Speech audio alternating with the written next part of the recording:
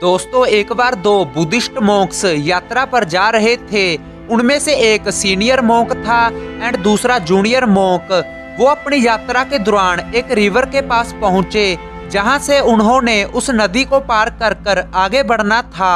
और उसी रिवर के किनारे एक यंग लेडी भी खड़ी थी एंड वो सोच रही थी कि कैसे मैं बिना डूबे इस रिवर को पार करूं। इतने में ही दोनों में से जो जूनियर मॉन्क था वो बिना उस यंग लेडी पर ध्यान दिए उसे वहीं पर छोड़कर रिवर पार कर जाता है। लेकिन जो सीनियर मॉन्क होता है वो लेडी की तरफ देखता है और उसे अपने कंधे पर उठाकर रिवर के उस तरफ छोड़ देता है।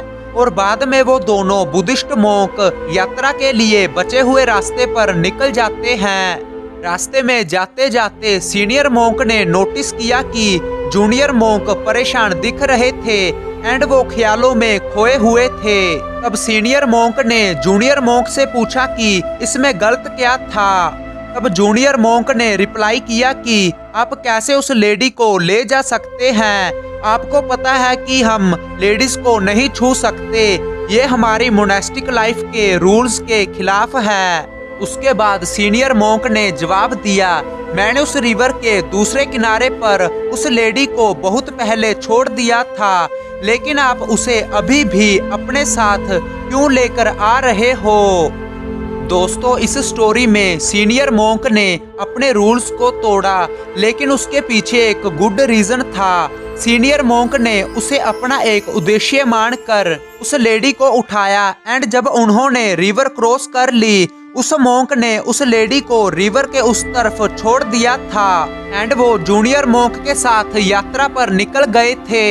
एंड सीनियर मॉन्क के दिमाग में फिर से उस लेडी का विचार नहीं आया। लेकिन जो जूनियर मॉन्क था उसने यंग लेडी को टच भी नहीं किया था, लेकिन वो बाकी की बची यात्रा के दौरान सीनियर मॉन्क के उस एक्शंस को साथ में ले आया था जो उसने लेडी को रिवर क्रॉस कराने में यूज किए थे।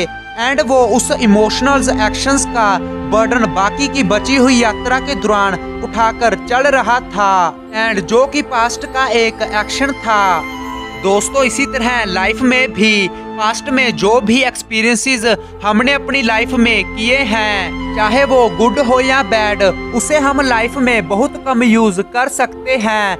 और इस बुद्धिस्ट मॉन्क्स की स्टोरी की तरह सीनियर मॉन्क की सोच के साथ हमें अपने ऊपर पास्ट में रखे गए किसी भी बोझ को छोड़ देने की जरूरत है।